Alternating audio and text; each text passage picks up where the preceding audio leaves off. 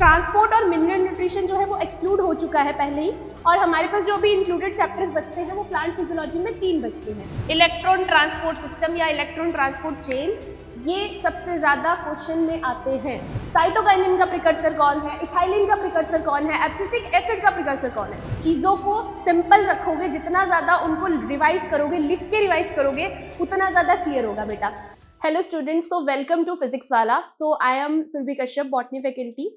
सो बेटा आज हम लोग डिस्कस करने वाले हैं कि क्योंकि अब नीट एग्जाम में सिर्फ 100 ही दिन बाकी हैं, तो आज हम डिस्कस करेंगे कि प्लांट फिजियोलॉजी में कौन कौन से सबसे ज्यादा कंसेप्ट्स पूछे जाते हैं, इसके PYQs क्या हैं, ठीक है, और सबसे ज्यादा इंपॉर्टेंट टॉपिक्स जो हम लोग प्लांट फिजियोलॉजी में देखते हैं वो क्या क्या रहेंगे, ठीक है। सो स्टार्ट करते हैं बेटा। सो जो हमारी स्ट्रैटेजी होगी फॉर इस नीट के एग्जाम के लिए, उसमें जो प्लांट फिजियोलॉजी है, जैसा कि बेटा आपको पता है कि प्लांट फिजियोलॉजी में 3 चैप्टर्स अभी इंक्लूडेड हैं, ठीक है।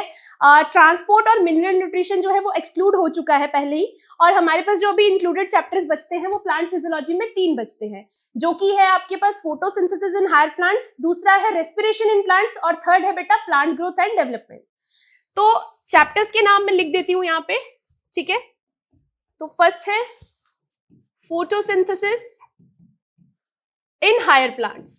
सो अगर हम लोग फोटोसिंथेसिस की बात करें बेटा, तो फोटोसिंथेसिस वाला जो चैप्टर है, इसमें जो मोस्ट आस्क्ड कंसेप्ट्स हैं हमारे पास, वो है सबसे पहले तो इसमें आपसे लाइट रिएक्शन क्या होता है, डार्क रिएक्शन क्या होता है, ये टॉपिक से पक्का एक ना एक क्वेश्चन नीट में आप देखते हैं। सो इस चैप्टर से जनरली 2 to 3 क्वेश्चंस जनरली आते हैं फोटोसिंथेसिस इन प्लांट से, ये भी मैं मेंशन कर देती हूँ बेटा। तो 2 से 3 क्वेश्चंस रहते हैं इस चैप्टर से, ठीक है। और इसमें लाइट रिएक्शन, डार्क रिएक्शन, ये क्वेश्चंस देखने को मिलते हैं। इसके अलावा हम अगर बात करें तो इसमें आपका जो केल्विन साइकिल है, यानी कि C3 साइकिल, ठीक है, C3, या हम बात करें C4 साइकिल, ठीक है, कैम पाथवे, फोटो रेस्पिरेशन, ये सब जो कॉन्सेप्ट्स हैं ये सबसे ज्यादा इस चैप्टर में पूछे जाते हैं। ये साइकिल्स का आप देखोगे कि क्वेश्चन पक्का आपके एग्जाम में आपको दिखेगा।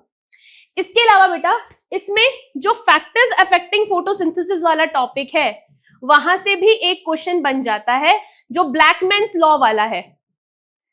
Factors affecting rate of photosynthesis, ये टॉपिक जो है, यहां से भी एक ब्लैकमैन्स लॉ का क्वेश्चन आता है, वहां से भी एक PYQ आ चुका है, ठीक है।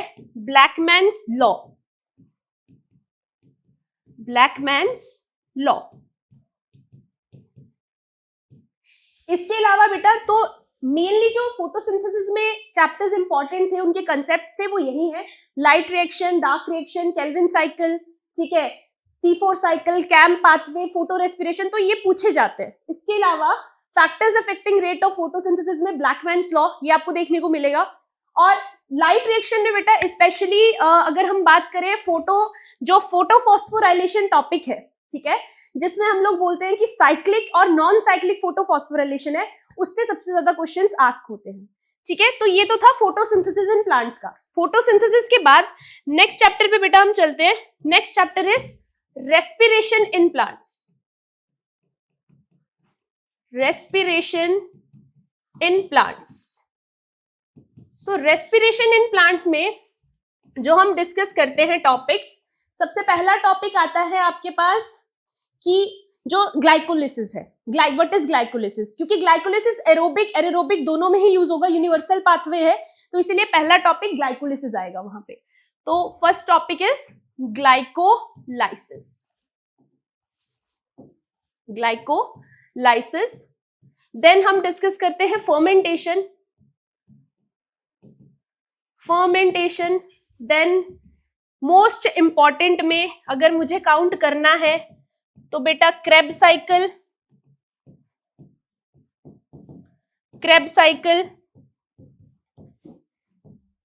And ETS, electron transport system या इलेक्ट्रॉन ट्रांसपोर्ट चेन, ये सबसे ज्यादा क्वेश्चन में आते हैं, ठीक है। इसमें भी कि इसका कितना ATP कैलकुलेशन, जो भी है ATP कैलकुलेशन कितना है, वो सब पूछा जाता है। आफ्टर ऑक्सीडेटिव फॉस्फोराइलेशन, ठीक है, कि ऑक्सीडेटिव फॉस्फोराइलेशन के बाद कितने एटीपी का गेन हुआ है या कितने एटीपी फॉर्म हुए हैं, ठीक है, ये पूछ लिया जाता है। ऑक्सीडेटिव फॉस्फोराइलेशन के बाद कितने टोटल एटीपी बने, रेस्पिरेटरी बैलेंस शीट, ठीक है, इन सब के बारे में पूछा जाता है। तो ये हो गया हमारा रेस्पिरेशन इन प्लांट्स, इसमें ये सब टॉपिक्स इंपॉर्टेंट है कंसेप्ट वाइज। और इसके बाद जो हमारा लास्ट चैप्टर बचता है प्लांट फिजियोलॉजी में, that is the plant growth and development. Plant growth and development, ये चैप्टर लास्ट चैप्टर है आपका 11th में, ठीक है, जो कि प्लांट ग्रोथ एंड डेवलपमेंट है। अब बच्चों को लगता है कि इस चैप्टर में रटने वाला ही है सब कुछ, है ना। बच्चे सोचते हैं कि इसमें सब कुछ रटने वाला है तो इसमें और कुछ है ही नहीं, ठीक है। तो बेटा रटने के लिए भी अब आप में एफिशिएंसी होनी चाहिए। अब एफिशिएंसी कैसी एफिशिएंसी होनी चाहिए कि आप इन साइकिल्स को जितना ज्यादा बार बार लिखोगे, है ना, जितना ज्यादा साइकिल्स की लिख के प्रैक्टिस करोगे ना बेटा, उतनी तेजी से ये याद होंगे। अब हम एज अ टीचर, है ना, हम भी तो क्या है, क्लास में लिखते हैं, ड्रॉ करते हैं साइकिल, तो जैसे जैसे हम ड्रॉ करते हैं तभी हमें सारे साइकिल्स याद होते हैं। तो ये सब साइकिल्स के लिए कोई मंत्र नहीं है कि आपको कोई मंत्र पढ़ना है, इसके लिए सिंपली आपको लिखना पड़ेगा। जितना आप लिख के प्रैक्टिस करोगे, साइकिल खुद से अपने हाथ से ड्रॉ करोगे, आपको तभी साइकिल क्या होंगे, याद होंगे बेटा। वो बहुत ही सिंपल है, ऐसा कुछ नहीं है कि ये बहुत क्या कुछ अलग ही है, ठीक है। तो बहुत सिंपल है, अगर आप इसे लिखेंगे आपको सबसे इजी और सबसे बॉटनी में सबसे, मैं बोलूंगी कि 11th की बॉटनी में सबसे ज्यादा इंटरेस्टिंग जो चैप्टर्स हैं वो यही है ना। तो इसके बाद अब ये जो चैप्टर है last, plant growth and development. Plant growth and development बेटा ऐसा चैप्टर है जो आपका सबका समरी है। सबकी समरी मतलब जैसे हम बात करें कि जितने 11th में अभी तक आपने चैप्टर पढ़े, आपने मॉर्फोलॉजी पढ़ा, आपने लिविंग वर्ड पढ़ा, आपने एनाटॉमी पढ़ा, या आप फोटोसिंथेसिस या रेस्पिरेशन पढ़ रहे हैं, तो ये सब चैप्टर जो आपने पढ़े, इन सब का जो निचोड़ है या जो समरीफिकेशन है वो सारी किसमें है, वो सारी इसी चैप्टर में है, प्लांट ग्रोथ एंड डेवलपमेंट में, ठीक है। तो प्लांट ग्रोथ एंड डेवलपमेंट में मेनली जो सबसे इंपॉर्टेंटली पूछे जाने वाले क्वेश्चंस है बेटा, वो है आपके द प्लांट हार्मोन्स। इनसे सबसे ज्यादा क्वेश्चंस आते हैं, मुफ्त के नंबर है ये अगर याद हो जाए तो। अब प्लांट हार्मोन्स आपको पता है कितने हैं। प्लांट हार्मोन्स में ऑक्सिन्स, जिबरेलिन्स, साइटोकाइनिन्स, है ना, इथाइलिन और एब्सिसिक एसिड, ये हमारे प्लांट ग्रोथ के हार्मोन्स है बेटा। तो अब इसमें इनका क्या क्या पूछा जाता है, वो है बेटा कि इनकी बायोसिंथेसिस क्या है, कैसे फॉर्म हुए हैं ये बायोलॉजिकली। दूसरी चीज, इनका प्रिकर्सर कौन है, किससे फॉर्म होते हैं, ठीक है, कौन किसका प्रिकर्सर है, ऑक्सिन का प्रिकर्सर कौन है, जिबरेलिन का प्रिकर्सर कौन है, साइटोकाइनिन का प्रिकर्सर कौन है, इथाइलिन का प्रिकर्सर कौन है, एब्सिसिक एसिड का प्रिकर्सर कौन है। तो ये सब कुछ पूछा जाता है। और इसके अलावा एंड इट्स एप्लीकेशंस, कि कहां पे यूज होते हैं ये हार्मोन्स, ठीक है। इन प्लांट हार्मोन्स के एप्लीकेशंस भी पता करनी है, तो उसके लिए भी ये कंसेप्ट बहुत ज्यादा पूछा जाता है, ठीक है। बायोसिंथेसिस, प्रिकर्सर, एप्लीकेशंस, कि कहां कहां यूज हो रहा है, तो उसके लिए ये यूज करते हैं हम लोग इसको। दूसरी अगर हम लोग बात करें बेटा, इस चैप्टर में आपके पास ग्रोथ रेट, ठीक है, जो कि एक इंपॉर्टेंट टॉपिक है, ग्रोथ रेट, ठीक है। सबसे इंपॉर्टेंट टॉपिक है यहाँ पे plant hormones, very very important, जहां से तो क्वेश्चन आएगा ही आएगा एक, ठीक है, एक क्वेश्चन आएगा। और ग्रोथ रेट जो है यहां से भी कई बार क्वेश्चन पूछ लेते हैं, इसमें आप जानते ही हैं arithmetic growth rate, geometric growth rate, ठीक है, यहां से क्वेश्चन पूछा जाता है, arithmetic and geometric growth rate, यहां से एक क्वेश्चन आता है बेटा। अब कई बच्चे फोटो पीरियोडिज्म और वर्नलाइजेशन में कंफ्यूज है कि मैम फोटो पीरियोडिज्म और वर्नलाइजेशन आएगा क्या, तो बेटा वो कट चुका है सिलेबस से, तो वो आपके सिलेबस में इंक्लूड नहीं है, ना फोटो पीरियोडिज्म है ना वर्नलाइजेशन है, तो ये इंक्लूड नहीं है आपके सिलेबस में, तो वो नहीं आएगा। तो ये चैप्टर यहीं तक आपको आएगा। तो हमने 3 चैप्टर के कंसेप्ट वाइज मैंने आपको बताया कि इस चैप्टर में प्लांट ग्रोथ एंड डेवलपमेंट में ये सब टॉपिक्स इंपॉर्टेंट है जहां से हाई वेटेज रहा है क्वेश्चंस का आने का। इसके अलावा रेस्पिरेशन में ये सब है, ठीक है। इसके अलावा जो हमारा फोटोसिंथेसिस है उसमें ये सारे टॉपिक्स हैं। अब बेटा बात ये है कि टॉपिक तो बता दिए मैम आपने, लेकिन टॉपिक बताने के बाद अब हमें ये कैसे पता है कि हमें कैसे क्वेश्चन प्रैक्टिस करने हैं।